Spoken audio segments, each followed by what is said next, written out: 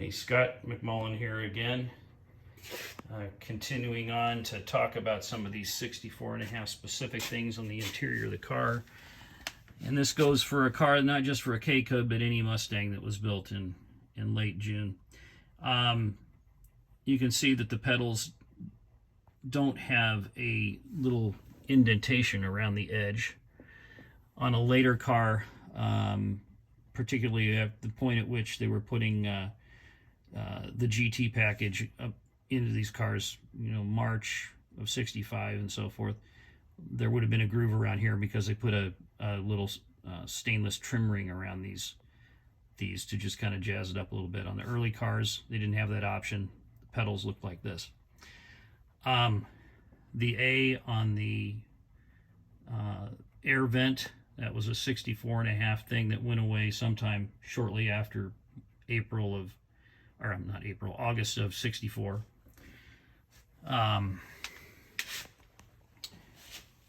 Move into here a little bit. I'm trying to sit on the seat without killing myself. One of the interesting things about the heater control is that the off position is in the center here, with the low and the high fan speed to the right and to the left. Kind of interesting. Here on the dash, hard to see because I don't have the car turned on, but if you look at these closely, or you try, you can see that the light in here has Gen on it instead of Alt, and that's for the generator of the car on these 64.5 cars. Let's try and zoom out a little bit, see things a little bit better here.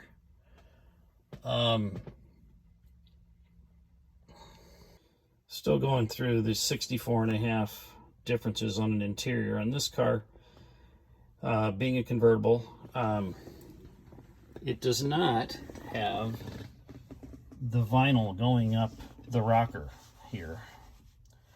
On a coupe, a 64.5 car, and even cars built well into the fall of '64, there's even some fastbacks like this.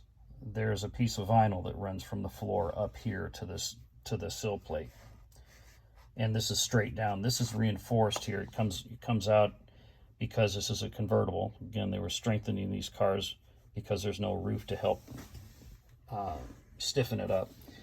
Over here on this side, you can see that there's no protective vinyl toe pad on the carpet here. Very few 64.5 cars survive with their original carpet, but these carpets are available in reproduction and you can get them without the toe pad, even though the heel pad is incorrect.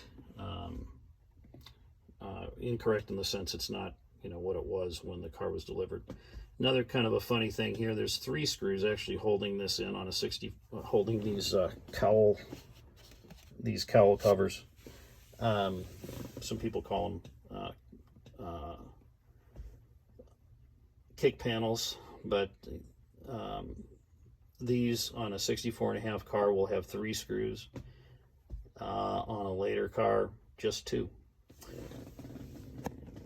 Going over here, the shifter is actually an angled shifter as opposed to the curve shifter, and there's been controversy over the years as to what was right and what was used in the beginning. Honestly, my experience has been that I've seen a mix. I've seen early cars and even early Ford documentation that shows that the shift handle is curved. But there's others that it shows it angled like this, which almost looks straight with the boot on it. Really notices the straight part of this here on a 60 or on a later '65. Most all of them have a curve here, sort of a smooth curve at this area as it comes up out of the boot. Looking over here, the standard seat belts in a 64.5 car had this kind of a chrome alligator look to them. There was also a deluxe seat belt that was available that was color keyed, black or red or whatever. But most of these you'll see are these alligator type. The other thing is, I'll try not to make you nauseous as I move this around here.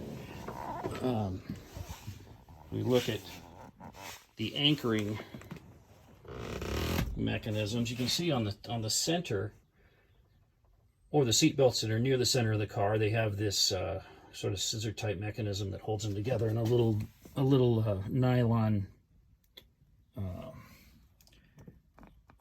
clip that holds everything together. Once you get it onto that eyelet on the floor, that keeps the clips together so that it doesn't go anywhere.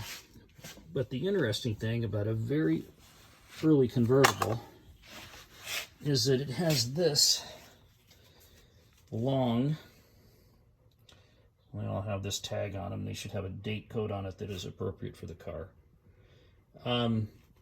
So on an early 64.5 convertible, many of them you'll see have this longer boot on them.